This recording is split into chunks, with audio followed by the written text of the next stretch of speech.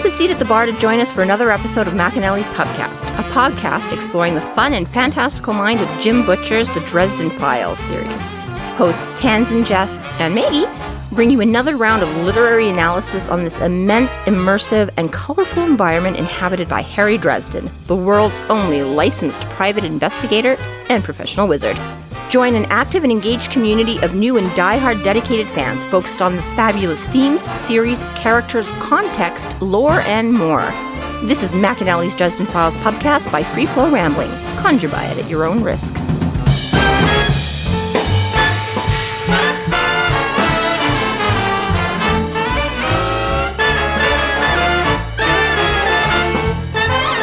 Welcome to the McAnally's Podcast, brought to you by Free Flow Rambling. This is episode 17.7, Laissez, temps, rouler, where we are covering the novel Proven Guilty. My name is Tanzan, and I'm joined by Maggie. Hello, hello. And Jess. 214 days. And today, we are also joined by our guest, Shayla. Welcome to the podcast. Well, thank you for having me. Hey. Would you like to tell us a little bit about yourself? Sure. Jess brought this idea to me a couple years ago now. I didn't know it would take that long to get to this book. And you gave me the wrong book, too. So for 2 years, I had the wrong book on my shelf. She studied so hard for the last one, guys. She knows everything about the last book. I didn't even read the last book. I was waiting until you said it was good to go, so we're good there.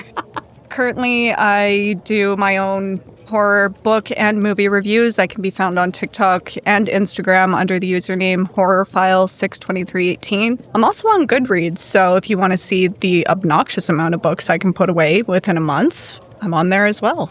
All of her stuff will be tagged on our Instagram and such. Excellent. Fantastic. Well, I'm happy to have you here. Well, thank you. Thanks for the commitment. You're welcome. What are you doing on Saturday the 15th, 2 years from now? I'm starting an initiative.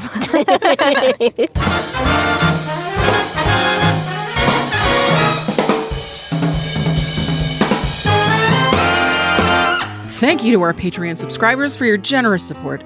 It's people like you who help us do what we do. If you're not yet a Patreon subscriber, sign up today and get a fuck ton of bonus content, kick-ass merch, behind-the-scenes outtakes, and more. Sign up today at patreon.com/freeflowrambling.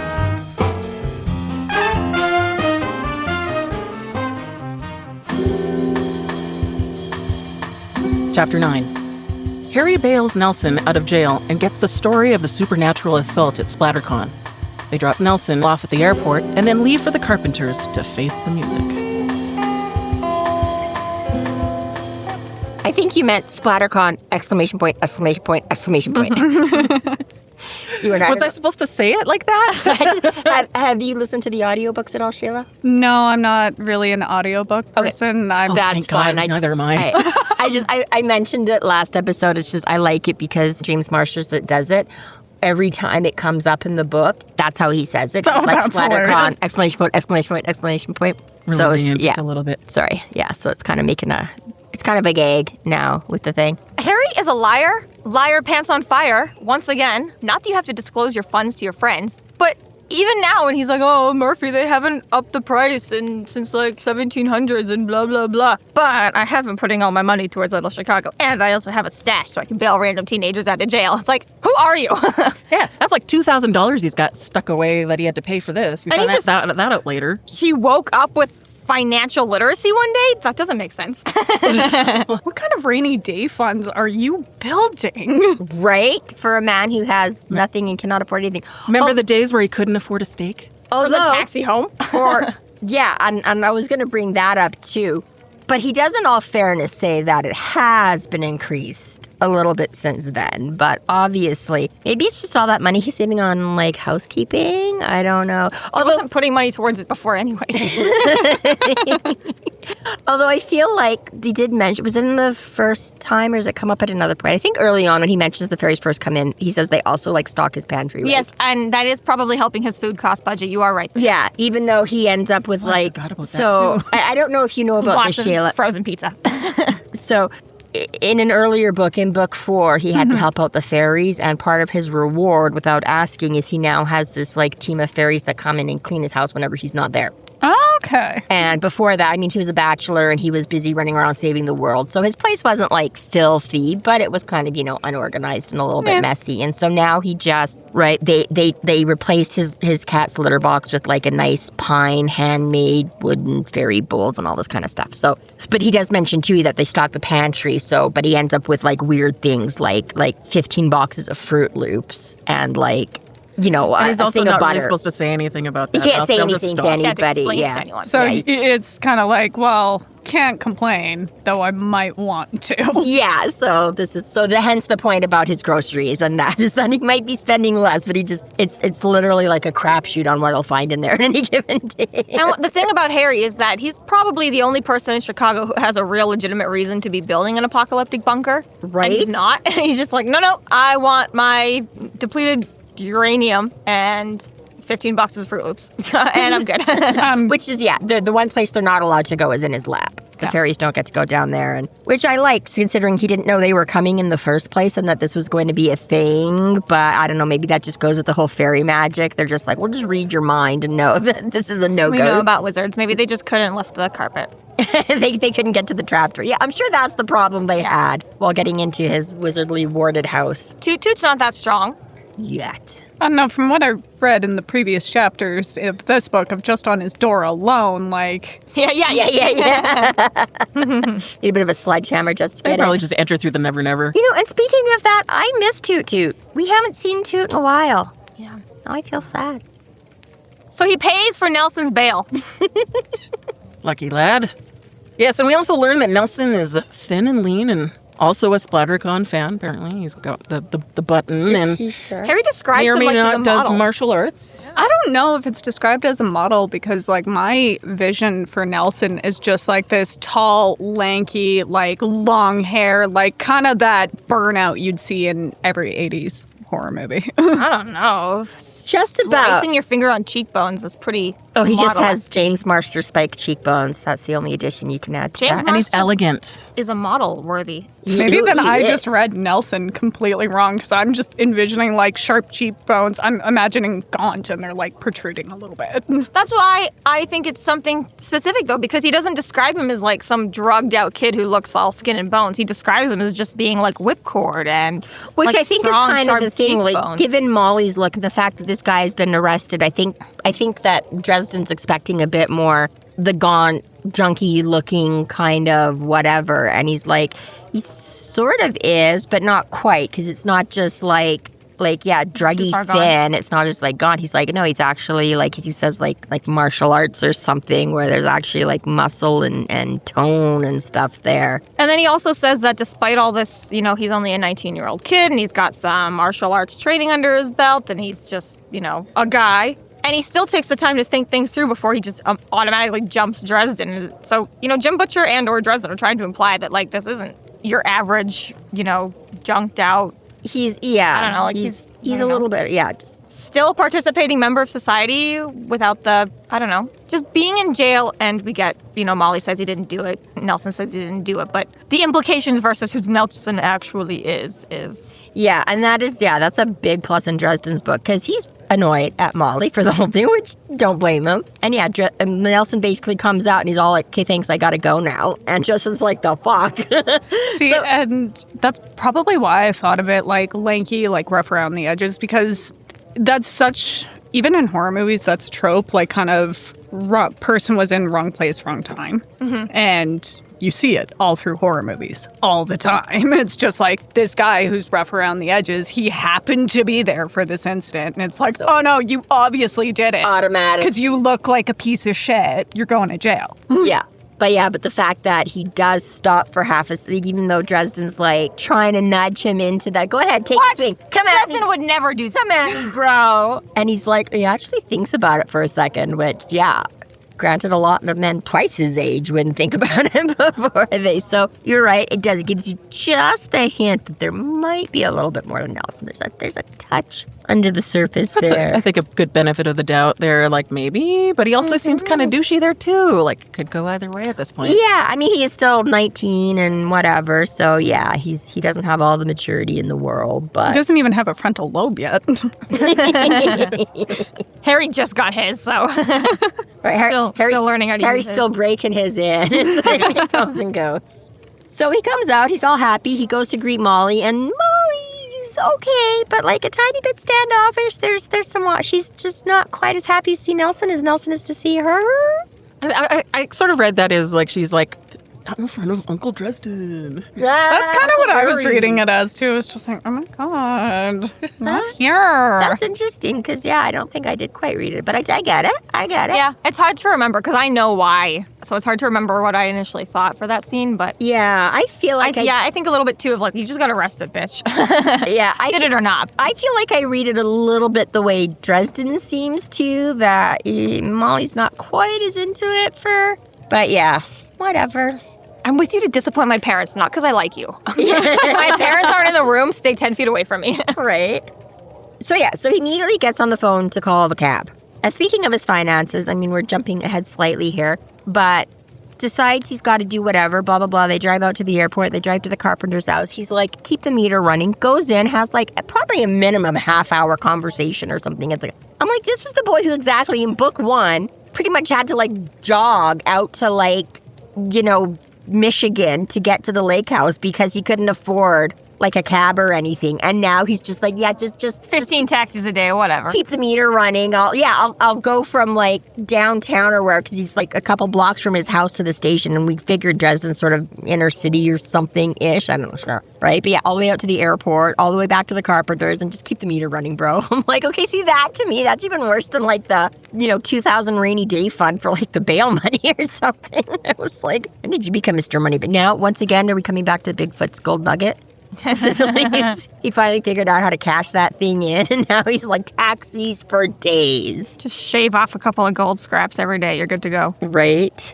So part of the reason why Nelson is in a rush to go is because he wants to go and meet the director of some famous horror movies. Darby Crane. I have such a weird envisioning with Darby Crane when he's originally introduced. I saw it as a mix of like Alfred Hitchcock and Stanley Kubrick. Oh my. Like kind of like bigger dude, but like the crazy look of Kubrick. But also you kind of like read it as you're probably a pretentious dick. That I think comes in. That's more Hitchcock. Kubrick was just a straight up asshole. Like he was known for just pretty much basically torturing his actors. Oh, lovely. Poor Shelley Duvall. Poor Shelley Duvall. Malcolm McDowell, too, for Clockwork Orange. Oh. The scene where you see him, like, strapped down with his eyes wedged open. Kubrick hated A Clockwork Orange. He hated it. He wrote it, threw it together because he had a deadline, and when it was actually picked up, he was pissed about it. Oh. So, in that one scene, he actually put Malcolm McDowell in that scene, had his eyes pried open, left him there for an hour. Wasn't even recording, just left him there. He was an asshole. Wow. Jesus Christ. Oh, yeah. And then, of course, we all know Shelley Duvall. It's the more notable one. How he used to, like, get up in her face, like, screaming at her, trying to, like, initiate this fear in her. And he fucked her up so bad. She's like, no, I'm done acting now. She quit, didn't she? Like, she didn't do anything after that, did she? She did one more piece before her passing. And I actually have the movie. It was, like, some indie werewolf movie. I haven't watched it yet, but it's called The Forest Hills. Oh. But she came back for acting, but even, like, seeing her, like, being advertised for it, she looked rough. Oh, yeah, like, I think she, like, had a nervous breakdown or something, like, pretty much to that, almost to that Oh, yeah, degree. she quit acting and then just did her own thing for many, many years, and then, came back for this one piece and then passed away, what was it, like, last year? Or the year before? Something like that? Wow. Can't remember off the top of my head. Yikes. That's why crazy. I can't watch horror. That's That's not fake enough for me. Yeah, you have The Shining. Shelley Duvall's having a nervous breakdown and getting traumatized. Meanwhile, the kid doesn't even know he's in a fucking horror movie. I read Crane and thought Ichabod Crane. Yeah. It's about the only Crane I got in my head. So Nelson tries to leave, but Harry insists on getting let in on what happened to him and to get him in jail. So they struggle a little bit with, like, they get standoffish. I just got you out of a cage. Yeah. I will put you back in there. Damn well, tell me No. where. Then finally, like, Harry's able to bribe him with the promise of cab fare and food, although we don't think he ever follows through with the food. He did not get them food. That's so They rude. just didn't mention it? Yeah, you're right. That's his again. He's like, haha, just kidding, bitch. Let me dangle this thought of a fry in front of your face. I got what I want. Oh, you're in a big hurry. We don't have time to stop now. It's not my problem. You should have got arrested earlier. So Nelson goes to the bathroom. He's followed in by the guy who owns the movie theater next door. Doesn't know that at the time, just hears this commotion.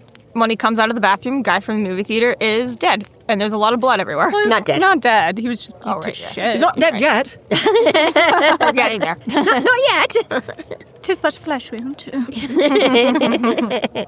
A lot of flesh wounds. but Yeah, no shit. So I kind of liked, it was kind of funny the way that that Butcher did this, and I appreciate how he gets the point across, but isn't overly graphic about the whole. So I had like a lot of coffee. I was in the stall. No, Okay, just it's so already too graphic. There's no need for that entire sentence. Get out of the stall right away. it took me a minute. Skip over it. jumped up to help him, but I skipped over it. I would have helped him, but it took me a second. Yeah.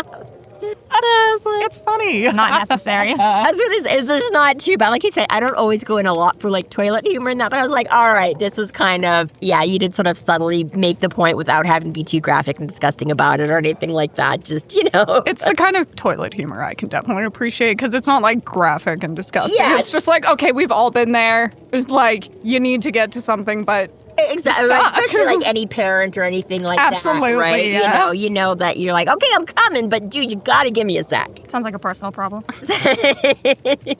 Yeah. So, well, first of all, actually, even before that, and I don't know if I buy this or not, because he's like, hey, we're at the convention, and Harry's like, convention? And he's like, yeah, the horror convention. He's like, there's a convention for that? I'm like, Harry's such a pop culture nerd and stuff like that. Like, I get that. He's had to back out of, like, TV and can only go to, like, drive-in movies because of his old magic thing, right? But I'm like, I feel like Harry would... They did say this was the first year. So if he didn't hear any radio advertisements... True, but I still feel like he would get. know they exist. This may be the first one they're having here in Chicago. Like, this might be Splattercons. You know what I mean? Like, the first time I went to the Calgary Comic Expo, it wasn't the first time I ever knew that conventions existed. I was just like, oh, we have one here and stuff. It was more that. I just was like, I don't quite buy that Harry's like, they have a convention for that? I'm like, you would know that. You might not be able to go to them. You might not be up on all the most current stuff because it's not easily accessible to you, but... I don't know. Like, that could also be a trick from the author, too, because, like, Calgary, for example, I think this is the 13th HorrorCon that they're doing next weekend. I really hope I'm right on that. But even horror conventions... Otherwise, you get your badge revoked. You show up and you're banned. No, I'm sorry, you got the date wrong. You got the amount wrong, Shayla. Go fuck yourself. This is not the... Yeah. But even horror conventions, like I knew there was the comic conventions, I knew there was book conventions and stuff like that, but horror conventions I didn't know existed until like easily like 7-8 years ago. And you had never heard of them. And then like as I started doing like more horror reviews and following like different celebrities and other reviewers, it was like, holy shit. And like even then they started out so tiny, so that's why you weren't hearing about them, and now they're huge. Yeah. Like Calgary has the largest HorrorCon every year. And this year it's even bigger because they're expanding. Is that in Canada, North America, Canada, the world? yeah. Okay. Nice. Yeah, there's huge ones down in the States that I'd love to go to, but... I know, it's like some of the comic conventions. Like one of the years I'll get to like San Francisco Comic Con or something, but yeah. You're right, it is 13. I just looked it up. There you go, bravo. You're in a gold star. Yay. Or, I don't know. What do you get for horror convention? Pumpkins. One stab, You get a pumpkin. one bloody machete? I don't know. So, like, especially, I'm not sure when this book came out exactly, but if it was, like, quite a number of years ago when horror cons weren't so big. Early 2000s. I could... Our fact checker will find out for us in a second here. 2006 or something? Which I will edit out if I'm wrong. 2006. So, yeah, like, then, like, even comic conventions weren't what they are now. Okay, partially I get that, but I do feel it was a little bit of Jim Butcher's own lack of awareness on conventions, I think, honestly, because in chapter 11, he starts off again explaining when people think of conventions, they normally think about like a work retreat to go flirt with coworkers and like do other tomfoolery, and I'm like, no. The professional kind. That's definitely not the way it's aged. If you say convention now, everyone's thinking of Comic Expo, Horror Con. Oh, absolutely. Yeah, whatever. work ones are like seminars. That's what you go for, like work. There's like a conventions seminar are just not, or a retreat. But yeah, conventions. And yeah, maybe in the early 2000s. Biased culture. We are a biased sample here. On the one hand, I would say yes. On the other hand, in 2025, everyone's a fucking nerd. Everybody wants to go and see the new Star Wars movie, the new Avengers movie, I'm not saying it was a little bit less so in early 2000s, but in 2025, everyone is playing D&D now. I feel everybody it really blew up with the Big Bang Theory. It absolutely did, because like it was being shown that these guys who were funny and idolized were massive nerds. And then what do you see an explosion of after that? That is my conspiracy. I am sticking to it. That is kind of fair. I mean, Big Bang again, Theory.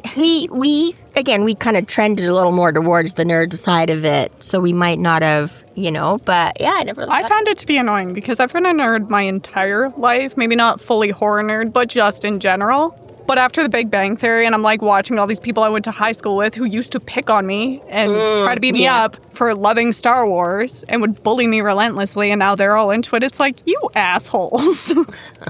You were just a wannabe nerd, okay? You were a total poser. I just participated in a poll where everyone was supposed to rate themselves on a scale of 0 to 100%. How much of that is nerd and how much of that is jock. And I specifically named myself 0% nerd, 100% jock. So if you three want to be in your own club, go ahead. I'm sorry, what?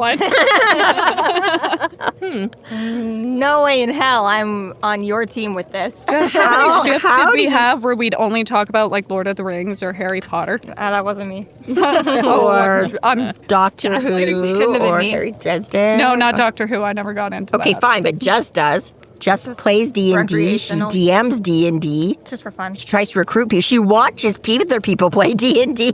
Just a hobby. Yeah, that's what. Something to do. Wow. I'm not really. I'm sorry. Did you start off today's session going, Dresden is a big fat liar? He is. Relatable much? I do like these series. My point is that I do think that it is maybe a little bit of Jim Butcher in the early 2000s being like, I don't think conventions are as popular as they should be. Let's, talk about him in my book, and the rest of the world being like, bro, they're pretty fucking popular. And maybe that is. Like I say, I feel like, I did have some awareness, at least of like comic conventions kind of a thing throughout my high school years. And yes, maybe they have definitely blown up a lot more than, but to me it just kind of was like, really? But maybe I stand corrected. Maybe it's normal that. So I don't know. But anyways, You guys took me to my first con, so. Yeah, and guess who she dressed up as? Dresden. I did. Nobody knew who I was, and they took away my Ozark club, That's right. Actually, oh my God, that was hilarious. Which I hadn't read that far in the books yet to find out what that meant. yeah, I'm pretty sure that's But next. we did actually check the. I was going to say, I feel like that comes up in the next. I think that's in White Knight where it comes up. But yeah, Harry going into a building and the guy's like, you can't take your staff in with you. You have to check it. You have to check it at the desk. So he's like, do I get a receipt for that? And the guy's like, sure. And he puts down like one, because he's like, it's not a big stick. It's like an Ozark walking staff or something like that, right? Mm-hmm. And so the security guard like, yeah, right, received one Ozark walking staff or whatever. So it was so funny. So yeah, prop check, because we had just a big Walking stick, just a tree branch thing that I used to use, and I'd take the dogs walking and stuff like that. And they're like, yeah, no, it's not like foamy or whatever, so it could theoretically, injure someone. Yeah. So she had to check in a prop check, so we put one Ozark walking stick on. Walking club. Walking club, whatever it was. Yeah, I forget the direct quote now, but we thought it was very clever. It was funny. I do remember there was one or two people that recognized you, because you did have at least like the pentacle necklace and stuff that you had. And there wasn't a lot, but I'm pretty sure there was like at least one or two people that picked up on it.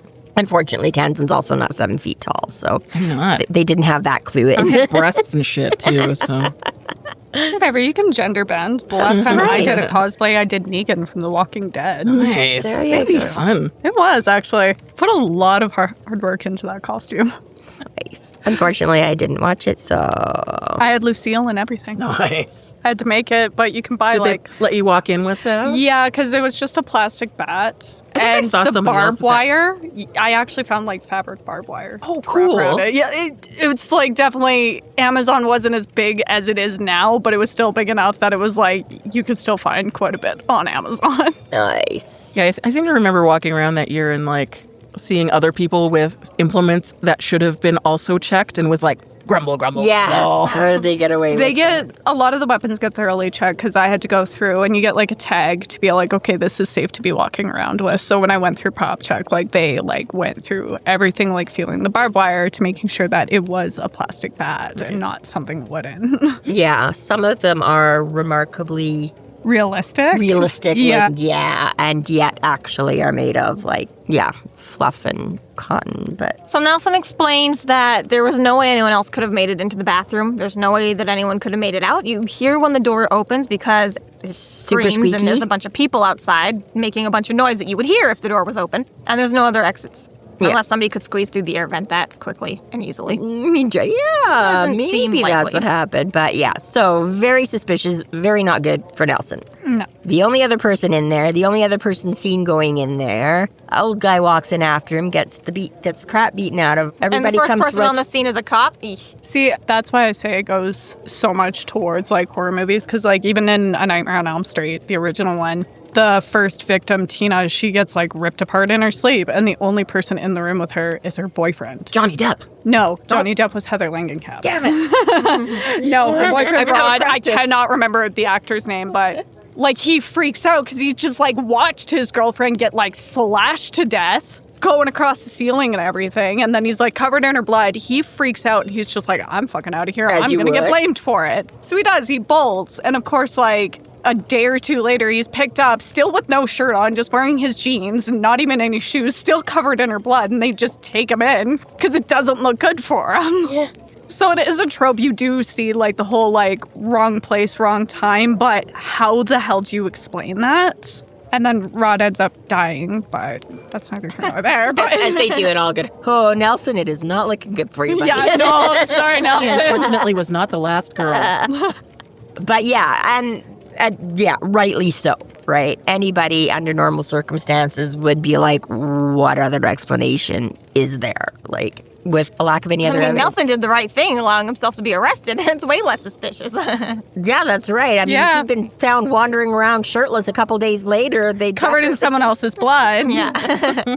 So, okay, if it's a couple days later, why did this guy not find it? He didn't go to a gas station bathroom and wash He was he's too scared to go anywhere public. He's too scared to go home because obviously the cops are waiting at his house. Supernatural trauma. Behind his house. Yeah. Go diving in the river. Fuck. Yeah, right. That's all I'm thinking. I'm if you've got enough sense to I'm going to blame, I'm getting out of here, and then you leave yourself completely covered in all the evidence and do nothing to, I don't know. The 80s were a lawless place. Okay, nobody really had common sense in the 80s. This is very true. And trauma, you're right, is not always.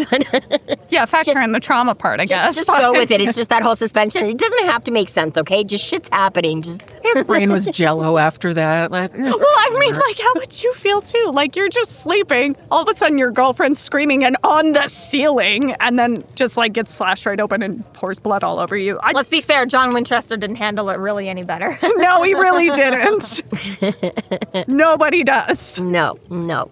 Bad times all around. So Nelson notices the time and then tells them he has to go to the airport to escort the movie producer, director Darby Crane to the hotel. And as the cab pulls up, Harry notices the person who was following him earlier is still there, and Mouse is also quite discontent about it. So I have another question about this. So, I don't know. So when I first started volunteering with our comic expo here, and it had been going for a couple of years. I didn't get in quite at the beginning, but it was still fairly new. It was still all completely fan run at that point. And I remember when you could sign up for positions and things like that, right? One of the things was driving guests from the airport and that. So I totally get the whole picking up your guests and yeah, that was a thing that somebody, and who was it? I forget now who it was. Somebody's friend's brother, they're we need people. And they ended up driving one of the big name stars or something like that. It was crazy. But he's going in a cab. This is what I don't get. So I was I totally understand that Nelson could be assigned to go and pick but I'm he's showing up in a vehicle. Right? Yeah. Right? There should be stuff. Even if Nelson doesn't have a car, I feel he should have had a loan or something. It just seems so funny to me that he is dressed in all cabby. You're just going to show up and be let me call you a cab. And maybe he had access to a vehicle at the con, but can't get there because of the time, being in jail. Who knows? There's lots of others. He's going to rent a car from the airport, okay, and then drive Darby Crane around because he just knows the city better. Oh, maybe it just, it was one of those things. Not critical, but it just sounded I was we're going to be there to say hi at the airport's not really necessary. He's a grown-ass man. Well, I was going to say, if you're going to go pick someone up at the airport, you're going to go pick someone up at the airport. It just seems exactly why go all the way there? Just be let me call you a cab. You couldn't have gotten into one of the 50,000 sitting outside O'Hare. Imagine how thick this book would be if we addressed every single what if. Like, your arm would hurt from, like, trying to keep it open. I get, okay. Great workout. You know, it could have been, again, you could have added on a couple of more minutes, and he could have just been like, get me back to the hotel, I got to get my car. Secretly and Justin was there, but it was edited I have out. just enough time to go and get my car. Yeah, exactly, right? I'm just saying. Yeah. Does this advance the story? It would, because right now it's stopping us. Right now, I'm going, why the fuck are you going to pay? Especially since this is like their big guest of honor. This is like their big name draw here. I'm like, I don't know, you're going to go pick up like Stan Lee and like your And why has nobody else made arrangements? Like, oh, yeah, our driver is in jail right now. Maybe we should get somebody else to pick him up. No, he'll figure it out. This is really small fan-run con, okay? This is... I would assume, though, there's also, like, background, like, Molly texting others at the con being all like, hey, we're still good for this, just give us a minute. And, like, would have, like, let other people know that, okay, he's out, we're going Hey, now. this is 2006. We've seen no evidence that Molly has a cell phone. Oh, I guess Just saying. fair. But otherwise, on principle, she's at the payphone at the coffee Okay, shop yeah. being like, I need to talk to Sandra. I'm going to bring it up next chapter. Why the fuck doesn't Michael have a cell phone? Like, Because Michael doesn't need one. he's fucking crazy. It's weird. He has the divine text. He's too wholesome for that shit. right. Yeah. No, you have children and a wife. They need to contact you. Sorry, honey, if only they'd invented something faster than mail. Michael is always where he's supposed to be, so his wife has no problem ever getting a hold of him when she needs him. And when he's out on business, there's no getting a hold of him anyways, because, you know, if he needs to be there, That's God will what's let him know. ridiculous to me. We'll get to it next chapter. But it makes such great holes in stories that he has, you know. I get why fucking Harry can't have it. It's everyone else. It's like, we also don't use phones in solidarity with Harry. If the wizard doesn't get a cell phone, nobody gets a cell Support phone. your technologically incapable friends. It's like how everybody uses Messenger to contact me because I refuse to use anything else. I appreciate that, rest of the world. Yeah, right. Maybe secretly he had a cell phone at one point, but, you know, divine intervention, it kept calling churches. For repenting? Why? I don't know. Prank calls. Why not? Prank calls. Okay, they drive off to O'Hare and abandon Nelson at the airport to go deal with his Darby Crane. But Molly. I'm just gonna go with him and see you later. Thanks, Harry. Appreciate the bailout and the manipulation and the stuff, but gotta Ms. Carpenter. go. What? Nay, I say. The fuck you will. Yeah, Harry putting his foot down. I did everything you asked me to do, and my part of the deal was whether or not I chose that you have to go see your parents, and I choose you have to go see your parents. But This to me, he's in trouble. I need to stay with him. this is also very funny. Real quick, when she's all like, "But Harry," and she looks at the taxi driver and she's like, "You know, stuff," and then Harry's like, "Yeah, supernatural." Yeah, I Don't know. I do. She's like, you know, and yeah, he just flat out. He's like, I don't know, might be supernatural, maybe not. Yeah. So funny. I'm in the yellow pages, people. I don't care about keeping this secret. I don't know how clear I have to be. I walk You're around the only looking one like that has freak. a problem with Yeah. this. I don't have a problem with this. Yeah. You're making it a problem. Yeah. And even Michael, I feel like, isn't lying either. Like, yeah, he does cover up his sword. He doesn't, like, walk around in public with chainmail and a sword out. But at the same time, I feel like it would go against Michael's, you know, duty to lie exactly about if somebody point blank asked him. So I feel like Yeah. Michael himself also isn't necessarily keeping the secret. He might not be as, you know, fucking flamboyant as Harry is, but... Yeah, again, putting him in the path of evil is not always as front and center on the everyday as Harry's is. Again, it seems like a lot of Michael's work still happens behind sort of But it's closed like, doors. So But do exactly. the Carpenters sit their children down and be like, listen, you cannot tell anybody what Daddy Yeah, does for no, work. exactly. Or You- I feel like more the Carpenter children would be like, la la la la la, vampires and fallen angels and more vampires and I can't think of a third bad guy, but more vampires. Werewolves. And werewolves. Werewolves and Werewolves, but- warlocks, Exactly. fairies, I feel like Molly should be way less about it too. And I get maybe around ogres, trolls. her fellow teenage friends, she might be like, I don't want them to think I'm Hobgoblins. weird. But at the same time, I would also just be like, I feel like the Carpenter children should especially just be like, la la la la la, bad guys, monsters, and like the school This is another therapists are like, Tuesday for me, okay? exactly, like the school should be calling home all the time, be like, we're concerned about your children. They It's draw a lot Tuesday. of Don weird must be in pictures. trouble. I would assume the Carpenter children would at least be homeschooled. And yet, you are wrong. They go to Catholic school. Shocked. I think that this is entrapment. I think Harry never had any intention of not taking her to her parents, and I think that's not fair. The guilt trip that he, puts her through to convince her to go is just brutal, too. Oh, yeah. Dude, and that's what makes me think that he always intended to bring her home no matter She's Catholic. what. She already has enough guilt. Right? I don't know. I think there was probably a pretty good chance, which might be why he made it. He probably knew. I think there is... I'll give Harry the benefit of the doubt that... But him not even knowing that she's been gone from the house for a year makes it more, I don't know, just weird. Because it'd be one thing. It hasn't been a whole year. Roughly, yeah. No. She got into trouble a year ago, and then Charity put and then it's just more recently that she's... But yes, it's been a rough year, but... Point is that if Harry had known that from the start, then I could see him more plotting to be like, okay, I need to get her home somehow. But it just seems a little bit more just, I don't know, unfair that the whole time he always planned that he was going to, take her home no matter what. Because that's how I get it from this sort of conversation that was like, well, you should have thought of that before you made the deal. And it's like, no, bitch, you were going to do that no matter what the deal ended up, how it turned out, that it was always going to be your judgment. Because I feel like Molly makes a very good case. I didn't actually need to be bailed out. I haven't actually done anything that needs to, be informed by my parents, outside of the fact that some little slight danger is happening around me. But, you're convinced this has nothing to do with me, so go away. Yeah, I mean, I get, and you're, I guess entitled to your opinion. But, no, I mean, the thing to remember is that Molly is only 17. She is still underage. So that does bear a big factor, right? And Harry's like, do I want to take responsibility for... again, the stuff that's going on, right? If Molly's parents are aware she's got tattoos and piercings and ripped up clothing, no harm, no foul. They're already aware. He can be like, all right, fine. If not, then, should she be, again, she's calling me from the to come bail somebody else out. So obviously she didn't want to call her folks. So obviously right there, she doesn't want them to find out what's going on kind of a thing.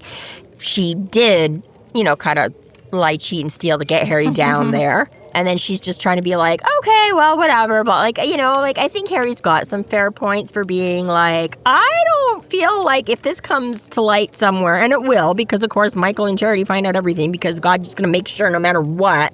You know what I mean? And he's like, his allegiance really is to Michael and not... It is more, yeah. His children. Which I do understand. That makes sense, and that's how it should be. Yeah, and again, coming from, a parental point and stuff like that, I'm like, yeah, I can see kind of being like, you might want to help your kids' friends and stuff like that, but you walk a really fine line between interfering or not, or, somebody else's kids and all that. You've mostly convinced me, but if I was Molly, I'd be so fucking mad right now. And undoubtedly, now, not to say that if I was Molly and 17 at that age, at that time, absolutely, I would have been doing same, I would have been doing it. No, you don't need to call, you don't really, no, that's okay, you don't. But. And kind of, I can see it from both viewpoints, too. Again, Harry's allegiance is to Michael, but it's that responsibility, and this is going to come to light. They're going to find out my ass is just as much in it as it is you, because if they find out I was involved and didn't tell them, exactly. Again, it's my ass on the line, but then again, also, I was once a 17-year-old stubborn-ass kid, where it's just how dare you? Yeah, and absolutely. From the point of a 17-year-old girl, I'm 100%. I absolutely see where Molly's coming from and would have been with her 100% all the way. It's occurred to me as we say this sentence, for the folks at home right now, picturing Molly as she is described in this book, you are currently picturing Shayla as she sits across from us right now. Minus the hair color. I'm actually going back to my natural color for one. But I did notice there is some colors in your braids right there. Well, that's Oh, I thought you were going for the tattoos. Yeah, it's both the many tattoos. How many tattoos do you have? 35. Yeah. Wow. I count the knuckles individually. Oh God, why are you making me do more math? Hold on. 9 currently. I was going to say, we can see about that many on her face right now, so I don't know if there's... And how many did you get on your neck when you were 17? I definitely did not have tattoos when I was 17. I got my belly button pierced and a couple ear piercings when I was 16, 17. But the tattoos and the other piercings in my face... that didn't happen until I was about 18, 19. Pretty much as soon as I could get tattooed, I was getting tattooed. I had a couple friends. I can't remember if they were 18 yet or not. I feel like they hadn't yet turned, but I had a couple of friends get tattooed in high school. I think I was the closest contender then, because I had the piercings and, just the tattoos, but not obvious. Yeah. We won't. We don't have to recover that. Right. Like my tattoos, my first few, they were always on my back. It wasn't until I was in my early 20s where I started doing my arms, and then it kind of just exploded where it's like everywhere. My kids broke me. I just had one set of pierced ears until after I had kids. And then I started getting tattooed and pierced in other places. Multiple ear piercings. Yeah. And so, like with everything else, I just blame it all on There's a stress. whole lot of degenerates in this house. No. That's what makes the podcast so interesting. Hell yeah. Right? So, yeah, I think I get whether it was... I will give him the slight benefit of the doubt. There's a chance he might not have. But given that this is generally just teenage bullshit, he's like, no, not good enough. Even if we just look at it from a purely literal, like a literary standpoint, why Butcher would have Harry be so brutal on that is to like have sort of a contrast, I think, for what's going to be asked of him and how he's got to change that. Yeah, this authoritarian figure being established early on. Yeah. Yeah. That Harry's an adult now, and Harry has to do adult things. He can't just be a kid anymore. You know, he's got all the alphas looking up to him, and now his friends' kids are growing up, and fuck. But it is kind of great where she's like, well, I'm not going. And he's like, do you have any doubt? And I'm just like, I'm surprised that there wasn't like, then the cab driver gave me a look. And like, you know, the cab driver's just like, okay, I will let the 7-foot-tall guy intimidate this teenage girl. Well, and I know when I read it, I was like, oh man, damn. I don't think I recall him pulling out like the big guns like that No. in such a way. It was like, oh shit. He is harsh, but the cabbie picked him up from jail, so he's like, yeah, this girl probably deserves it. She Well, looks there's like that. She was arrested. She looks like she just got bailed out. Profiling people. Cabbies don't like it. They should be profiling other people. But yeah, I mean, it is true. And he does say, he's like, I'm not your mom or your dad, Molly. And these days, I'm not even a very nice guy. So he kind of, right, he's like, I got shit going on. You put me like, you know, it does. But yeah, it is just a little bit of exactly the wisecracking. Like obviously, this is book 8. We've seen him take out the trash on more than one occasion, but we don't usually see him go this hard line and not to his friends. What? Bro, it's so unfair to be a Carpenter kid. See, like, my parents have 2 friends, a fucking psychotic wizard or a priest. Who the fuck do I call when I'm in trouble? Either way, my parents are fucking finding out. And the only other, you know, like out of town friends are also like pretty much Or my dad's coworkers. or my dad's right, coworkers that are like the next best thing to like San yeah. Right now, there's only one, and he lives in fucking Russia. So yeah, everything's going great. So Molly complies, and Harry instructs the cabbie to drive to the Carpenters, and as they drive, Harry's palm begins to itch. And he worries about Michael seeing the sigil. So this is the crazy thing, is that Harry does this whole like harsh speech, and Molly Carpenter, we're going to the fuck to your house, and blah blah this and blah blah that, and then finally she's like, okay, all meek, and she's like all upset and stuff, and then they get in the car, and now Harry's in a cold sweat. He's like, oh shit. oh my god, I don't want to see the Carpenters. Oh my god, I don't want to see the Carpenters. Oh my god, I have literally. What did I do? What did I do? 2 years I have not come around. And so for that Fucking reason, Molly. I respect Harry a lot for that he still thought it was important enough to go to the place, like the one place in the city that he is most terrified to go, and he's still like, fuck you, Molly. That's where I can see anger for Harry being like, you are making me do something I don't even fucking want to do. Yeah, that's the other part of it, right? Where he's on there. It's like, I hate being an adult. Oh, Harry makes being 30 seem awful. R.I.P. to the rest of you, but this shit does not look fun. Can you feel it inching ever closer? Just wait. It's the knees that go first. Bro, Not wrong. I was making fun of this like kid at work who just started, and it was like I was like crafting my insult in my head, and I was like, how am I gonna say this for like the most effectiveness, hilarity? And I was like putting away the order, and I kneeled down and bashed my knee so hardly, and I was like, the karma got me before I even got a chance to like deserve it. Maybe it's karma for how many times you have made fun of me for my bad knees. It's just like catching up. Minority Report is just going karma now. It's like, oh, I know you're about That to. shit definitely comes back to you later. It really does. You'd be like, oh, fuck, I said that shit No, too. not me. I'm in perfect health right now. Yeah, how's that toothache coming? So the chapter ends. Harry contemplates if he manages to survive Michael and Charity's wrath, then he'll have to deal with supernatural assault, a mysterious stranger following him, and a try-hard vehicular assassin.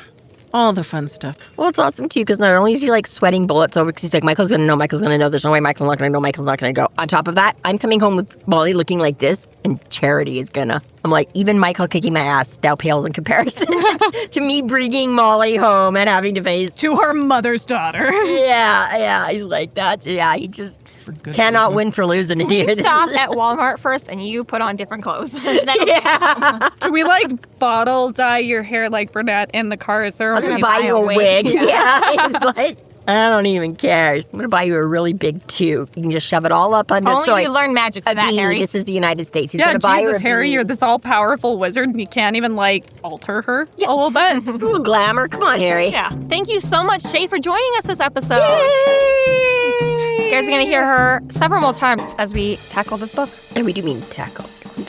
This concludes our episode 17.7, Laissez, temps, rouler. Thank you for listening. You can find us online at freeflowrambling.com and McAnallys.ca, where we have links to our other podcasts, social media, and other fun tidbits. Please subscribe if you like what you're hearing, and please consider supporting us through Patreon to keep the magic alive and to see more content. We are Free Flow Rambling. Conjure by it at your own risk.